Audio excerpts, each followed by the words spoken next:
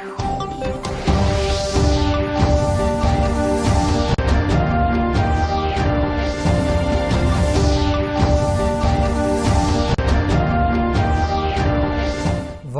స్వాగతం. నేను గౌతమ్ కుమార్. ముందుగా ముఖ్యాంశాలు. బొమ్మల తయారీలో అంకుర పరిశ్రమలు ముందుకు రావాలని ప్రధాని పిలుపు. పిల్లల్లో సృజనాత్మక పెరగడానికి బొమ్మలు ఉపయోగపడతాయన్న ప్రధాని. సినిమా షూటింగ్లకు అనుమతించిన కేంద్రం. కోవిడ్ నిబంధనలకు అనుగుణంగా షూటింగ్లు జరుపుకోవచ్చని ప్రకాష్ జవదేకర్ ప్రకటన. దేశంలో రోబో పరిజ్ఞానానికి మరింత అందుబాటులోకి తెచ్చేందుకు కేంద్రం చర్యలు. ఇందుకు సంబంధించి ఢిల్లీ ఐఐటికి 170 కోట్ల నిధులు కేటాయింపు. దావూద్ విషయంలో పాకిస్తాన్ న్యూటర్న్. అండర్ గ్రౌండ్ డాన్ తమ దేశంలో లేడని మరోసారి వక్రబుద్ధి. కరోనా టెస్టుల్లో భారత్ అరుదైన రికార్డు. ఒక్క రోజులోనే 10 లక్షలకు పైగా కోవిడ్ నిర్ధారణ పరీక్షలు. రేపు కాంగ్రెస్ వర్కింగ్ కమిటీ సమావేశం. ప్రస్తుత రాజకీయ పరిస్థితులపై చర్చ. పార్టీ అధ్యక్షుడి విషయంలో తొలగనున్న ప్రతిష్టంభన. ఇక వివరాలు. భారత్లోని స్టార్టప్ కంపెనీలు, యువత టాయ్ ఇండస్ట్రీపై దృష్టి సారించి వినూత్నమైన బొమ్మలను తయారు చేయాలని ప్రధాని నరేంద్ర మోదీ కోరారు. దేశంలో బొమ్మల తయారీ పరిశ్రమను ఎంతో అభివృద్ధి చేయాల్సి ఉందని అభిప్రాయపడ్డ ఆయన ఈ రంగం విస్తరణకు తీసుకోవాల్సిన నిర్ణయాలు, అమలు చేయాల్సిన నూతన విధి విధానాలపై మంత్రులు, అధికారులు, బొమ్మల తయారీ కంపెనీల ప్రతినిధులతో సమావేశమయ్యారు. ఏక్ భారత్ శ్రేష్ఠ భారత్ సాకారం కావాలంటే టాయ్ ఇండస్ట్రీ ఎంతో కీలకమని మోదీ తెలిపారు. వినూత్నమైన బొమ్మలను తయారు చేసే స్టార్టప్ కంపెనీలను ఆదుకుంటామని, వారి కోసం ఓ ప్రత్యేక నిధిని ఏర్పాటు చేసే ఆలోచనలో కూడా ఉన్నామని అన్నారు. ఈ అంకుర సంస్థలు ఆత్మనిర్భర్ భారత్ పథకం కింద సృజనాత్మకంగా బొమ్మలు తయారు చేసి ఇవ్వాలని ప్రధాని కోరారు. ఇండియాలో ఎన్నో బొమ్మల తయారీ పరిశ్రమలు ఉన్నాయని, ఎంతో నిపుణులైన కార్మికులు కూడా ఉన్నారని వ్యాఖ్యానించిన ఆయన చిన్నారుల్లో మానసిక శక్తిని, జిజ్ఞాస పెంచే బొమ్మలను తయారు చేసి చూపించాలని మోదీ కోరారు. ప్రస్తుతం భారత్లో, చైనాలో తయారవుతున్న టాయ్స్ ఎక్కువగా అమ్ముడవుతున్నాయని ఆయన వ్యాఖ్యానించారు. భారత ఔత్సాహికులు మరింత వినూత్నంగా ఆలోచించి విభిన్నమైన బొమ్మలను తయారు చేయాలని నరేంద్ర మోదీ కోరారు. ఈ సమావేశం అనంతరం మోదీ తన ట్విట్టర్ ఖాతాలో స్పందిస్తూ ఈ విషయంలో విద్యా సంస్థలు హ్యాకథాన్ వంటి కార్యక్రమాలు నిర్వహించాలని, పర్యావరణానికి మేలు కలిగించే బొమ్మల తయారీని ప్రోత్సహించాలని సూచించారు. అన్లాక్ 3.0 మార్గదర్శకాల్లో భాగంగా సినిమాలు, టీవీ కార్యక్రమాల చిత్రీకరణకు కేంద్ర ప్రభుత్వం అనుమతించింది. కోవిడ్ నిబంధనలకు అనుగుణంగా చిత్రీకరణలు జరుపుకోవచ్చని తెలిపింది. అయితే మేకప్ సిబ్బంది తప్పనిసరి మాస్కులు ధరించాలని, షూటింగ్ ప్రదేశాల్లో ఉమ్మివేయడం పూర్తిగా నిషేధమని, షూటింగ్ చూడడానికి బయట వ్యక్తులకు అనుమతి లేదని తెలిపింది. కరోనా వైరస్ వ్యాప్తి నేపథ్యంలో దేశంలో లాక్డౌన్ విధించినప్పటి నుండి వివిధ సినిమాలు, టెలివిజన్ కార్యక్రమాల షూటింగ్లు నిలిపివేసిన విషయం తెలిసిందే. అయితే సుమారు 3 నెలల తర్వాత కొన్ని రాష్ట్రాల్లో షూటింగ్లకు అవసరమైన అన్ని జాగ్రత్తలను దృష్టిలో ఉంచుకొని తిరిగి ప్రారంభించుకునేందుకు కేంద్రం అనుమతినిచ్చింది. कुछ राज्यों ने इजाजत देने के बाद थोड़े रूप में शुरू हुआ। इसके विषय में हमने स्वास्थ्य मंत्रालय और गृह मंत्रालय से सलाह मशवरा करके सूचना प्रसारण मंत्रालय ने आज एक एसओपी जाहिर किया है। इस एसओपी की विशेषता ये है, स्टैंडर्ड ऑपरेटिंग प्रोसीजर, विशेषता ये है कि अब फिल्म का हो या टीवी सीरियल का या कार्यक्रमों का शूटिंग कर सकते हैं। उसके लिए सोशल डिस्टेंसिंग, मास्क, केवल कैमरा के सामने जो होगा किरदार वो नहीं मास्क लगाएगा, लेकिन बाकी लोग जो प्रोडक्शन से जुड़े हैं वो मास्क लगाएंगे, सोशल डिस्टेंसिंग का पालन करेंगे। आज अंतर्राष्ट्रीय जो नॉर्म्स एक तरह से हो गए हैं वो सब लागू किए हैं। मुझे लगता है इससे बंद पड़ी इंडस्ट्री को एक नई संजीवनी मिलेगी और निश्चित लोग स्वीकार करेंगे, उसको स्वागत करेंगे, क्योंकि ये एक महत्वपूर्ण पड़ाव है। हमारे अर्थव्यवस्था की सारी चक्के पहिए शुरू करना है और इसमें ये फिल्म शूटिंग और ये बहुत बड़े समूह का उद्योग है और इसलिए वो अब कर सकते हैं। इसलिए आज हमने स्टैंडर्ड प्रैक्टिस किया है। मुझे लगता है पूरे देश भर में सभी राज्य भी इसको स्वीकार करके और भी उनको कोई कंडीशन उसमें डालना है तो डाल सकते हैं और इससे निश्चित अर्थव्यवस्था को एक गति मिलेगी। రాష్ట్రంలో కొత్తగా 2,384 కరోనా కేసులు నమోదైనట్లు రాష్ట్ర వైద్య ఆరోగ్య శాఖ ఉదయం హెల్త్ బులెటిన్లో విడుదల చేసింది. దీంతో రాష్ట్రంలో మొత్తం కరోనా కేసుల సంఖ్య 1,04,249కి చేరింది. గడిచిన 24 గంటల్లో కరోనాతో 11 మంది మృతి చెందగా మొత్తం మరణాల సంఖ్య 755కు పెరిగింది. కాగా కొత్తగా 1,851 మంది కరోనా నుంచి పూర్తిగా కోలుకోగా మొత్తం కోలుకున్న వారి సంఖ్య 80,586గా నమోదైంది. రాష్ట్రంలో ప్రస్తుతం 22,908 యాక్టివ్ కేసులున్నట్లు అధికారులు పేర్కొన్నారు. రాష్ట్రంలో హోమ్ ఐసోలేషన్లో ఉన్న వారి సంఖ్య 16,387గా ఉంది. ఇక కేసుల విషయానికి వస్తే జీహెచ్ఎంసీ 472, జగిత్యాల 105, ఖమ్మం 105, కరీంనగర్ 125, నల్గొండ 137, నిజామాబాద్ 148, రంగారెడ్డి 131, సూర్యాపేటలో 110గా ఉన్నాయి. ఇక దేశవ్యాప్తంగా గడిచిన 24 గంటల్లో రికార్డు స్థాయిలో 69,239 పాజిటివ్ కేసులు నమోదవ్వడంతో మొత్తం కేసుల సంఖ్య 30 లక్షలు దాటింది. కొత్తగా నమోదైన కేసులతో కలిపి మొత్తం కేసుల సంఖ్య 30,44,941కి చేరింది. తాజాగా 912 మంది వైరస్ బాధితులు ప్రాణాలు విడవడంతో ఆ సంఖ్య 56,706కు చేరింది. 57,989 మంది కోవిడ్ పేషెంట్లు నిన్న కోలుకొని ఆసుపత్రుల నుంచి డిశ్చార్జ్ అయ్యారు. దీంతో ఇప్పటివరకు కోలుకున్న మొత్తం శాతం 22,80,567కు చేరింది. ప్రస్తుతం 7,07,668 యాక్టివ్ కేసులున్నాయి. ఈ మేరకు కేంద్ర కుటుంబ ఆరోగ్య సంక్షేమ శాఖ ఇవాళ హెల్త్ బులెటిన్లో పేర్కొంది.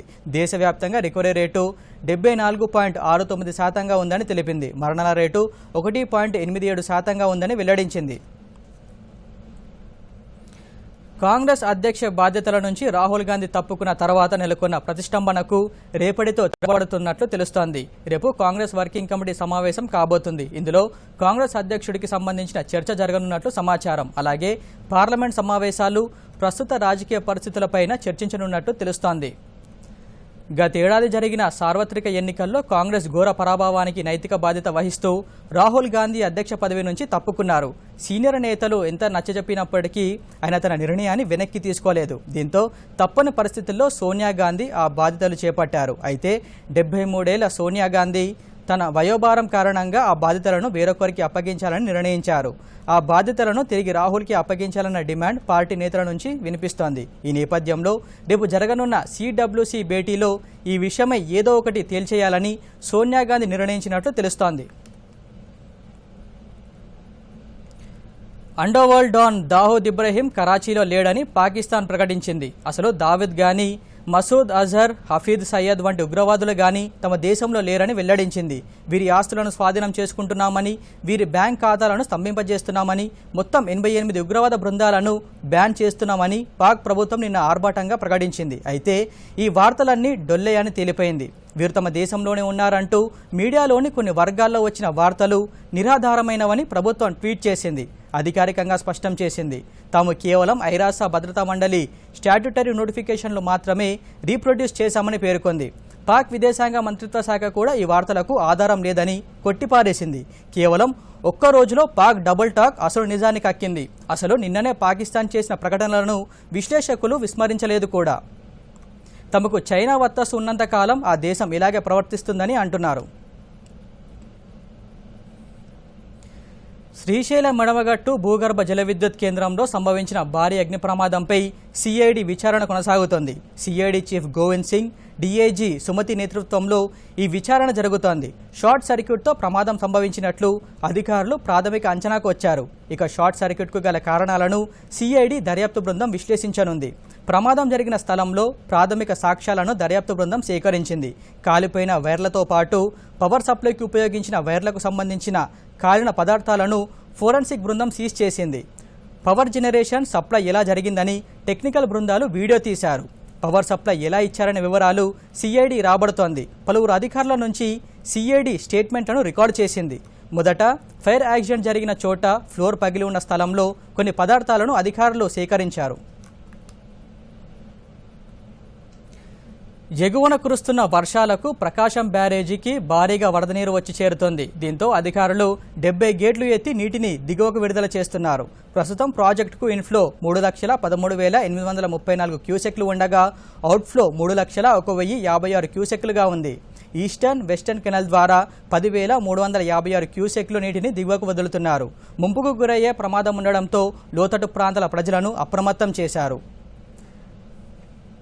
వరద 3.97 లక్షల క్యూసెక్లకు పెరిగితే మొదటి ప్రమాద హెచ్చరిక జారీ చేయనున్నారు. దీంతో నది పరివాహక ప్రాంతాల ప్రజలను విజయవాడ బల్దియా అధికారులు అప్రమత్తం చేశారు. పలువురిని పునరావాస కేంద్రాలకు తరలించారు. నగరపాలక సంస్థ ప్రధాన కార్యాలయంలో కంట్రోల్ రూమ్ను ఏర్పాటు చేశారు. ఇక నాగార్జున సాగర్ ప్రాజెక్టు వరద ఉధృతి కొనసాగుతుంది. 16 గేట్లు ఎత్తి దిగువకు నీటిని విడుదల చేస్తున్నారు. ఇన్ఫ్లో 3,70,755 క్యూసెక్లు, అవుట్ఫ్లో 3,70,755 క్యూసెక్లు. పూర్తిస్థాయి నీటి నిల్వ 312.0405 టీఎంసీలు కాగా ప్రస్తుత నీటి నిల్వ 305.8031 టీఎంసీలుగా ఉంది. పూర్తిస్థాయి నీటి మట్టం 590 అడుగులు కాగా ప్రస్తుత నీటి మట్టం 587.50 అడుగులుగా ఉంది. ఇక విదేశీ సమాచారానికి వస్తే కాశ్మీర్ విషయంలో సౌదీ అరేబియాతో అభిప్రాయ భేదాలు వచ్చినట్లు ఇటీవల వచ్చిన వార్తలను ఖండిస్తూ పాకిస్తాన్ సౌదీ ఎప్పుడూ తమ మిత్రమే దేశమని తెలిపింది. అదే సమయంలో చైనా తమకు అత్యంత ఆప్తమిత్రులని చెబుతూ పాకిస్తాన్ విదేశాంగ మంత్రి తాజా చైనా పర్యటన ద్వైపాక్షిక సంబంధాలతో భాగమేనని అంది. అయితే పాకిస్తాన్ సైన్యాధిపతి ఖమర్ బాజ్వీ సౌదీ పర్యటనలో సౌదీ రాజు ఆయనను కనీసం కలవడానికి ఇష్టపడలేదు. కాశ్మీర్ అంశంపై స్పందించేందుకు ఐక్యరాజ్య సమితి అనంతరం ప్రపంచంలో అతిపెద్ద దేశాల కూటమి అయిన ఆర్గనైజేషన్ ఆఫ్ ఇస్లామిక్ కంట్రీస్ OICకి వ్యతిరేకంగా మరో ఇస్లామిక్ కూటమిని తెరపైకి తెస్తామనడం సౌదీతో విభేదానికి ప్రధాన కారణం.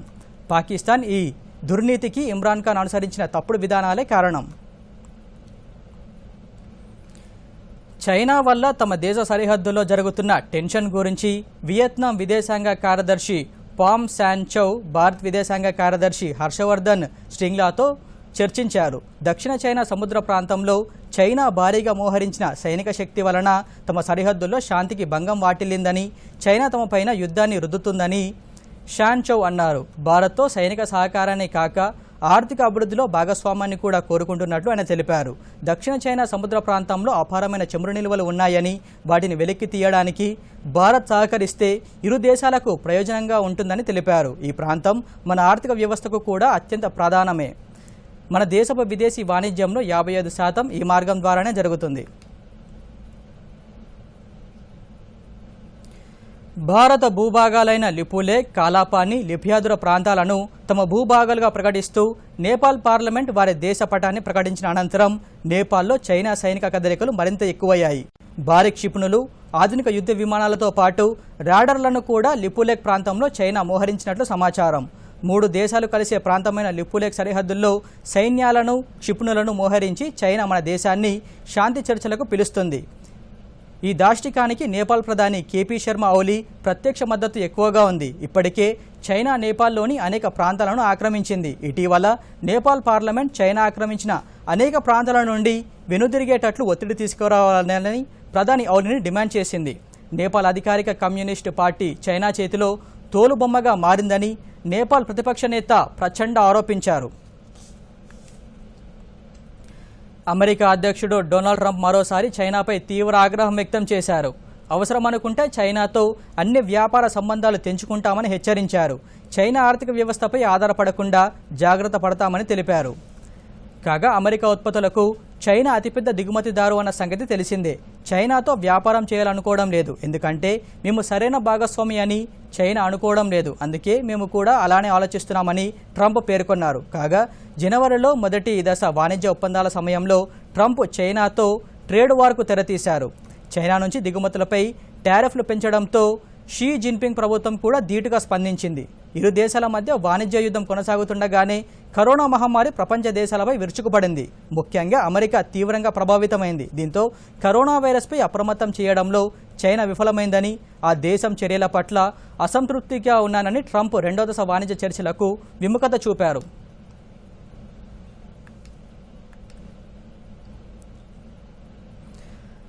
ఆగస్టు 30వ తేదీన ప్రధానమంత్రి నరేంద్ర మోదీ ఆకాశవాణి, దూరదర్శన్ల ద్వారా తన మనసులోని మాటను దేశ ప్రజలతో పంచుకునే మన్ కీ బాత్ కార్యక్రమం ప్రసారమవుతుంది. ఈ కార్యక్రమానికి ఆత్మనిర్భర్ వంటి నవనిర్మాణ కార్యక్రమాలపై ప్రజలు తమ అభిప్రాయాలను తెలియజేయవచ్చు.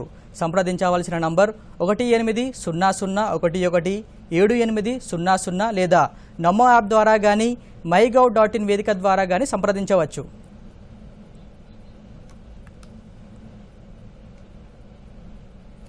గత 13 రోజులుగా ఆసుపత్రిలో చికిత్స పొందుతున్న మాజీ రాష్ట్రపతి ప్రణబ్ ముఖర్జీ ఆరోగ్యం మరింతగా క్షీణించింది. ప్రస్తుతం ఆయన తీవ్రమైన అపర్మాస్క స్థితిలో ఉన్నారని army research and referral hospital వర్గాలు వెల్లడించాయి. అయితే వైటల్ పారామీటర్ స్థిరంగా ఉన్నాయని తెలిపింది. ఆయనకు వెంటిలేటర్ సపోర్ట్ కొనసాగుతుందని పేర్కొన్న వైద్యులు ఊపిరితిత్తుల్లోని ఇన్ఫెక్షన్కు చికిత్స చేస్తున్నామని వెల్లడించారు. కాగా మెదడులో రక్తం గడ్డకట్టగా దానికి శస్త్రచికిత్స చేయించుకునేందుకు ప్రణబ్ ఆసుపత్రికి వెళ్లగా ఆయనకు కరోనా కూడా సోకినట్లు నిర్ధారణ అయిన సంగతి తెలిసిందే.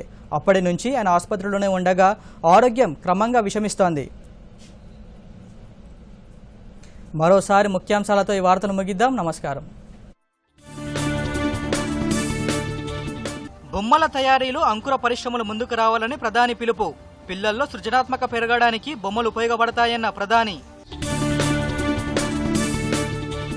సినిమా షూటింగ్లకు అనుమతించిన కేంద్రం. కోవిడ్ నిబంధనలకు అనుగుణంగా షూటింగ్లు జరుపుకోవచ్చని ప్రకాష్ జవదేకర్ ప్రకటన. దేశంలో రోబో పరిజ్ఞానానికి మరింత అందుబాటులోకి తెచ్చేందుకు కేంద్రం చర్యలు. ఇందుకు సంబంధించి ఢిల్లీ ఐఐటికి 170 కోట్ల నిధులు కేటాయింపు. దావూద్ విషయంలో పాకిస్తాన్ న్యూటర్న్. అండర్ గ్రౌండ్ డాన్ తమ దేశంలో లేడని మరోసారి వక్రబుద్ధి. కరోనా టెస్టుల్లో భారత్ అరుదైన రికార్డు. ఒక్క రోజులోనే 10 లక్షలకు పైగా కోవిడ్ నిర్ధారణ పరీక్షలు. రేపు కాంగ్రెస్ వర్కింగ్ కమిటీ సమావేశం. ప్రస్తుత రాజకీయ పరిస్థితులపై చర్చ. పార్టీ అధ్యక్షుడి విషయంలో తొలగనున్న ప్రతిష్టంభన.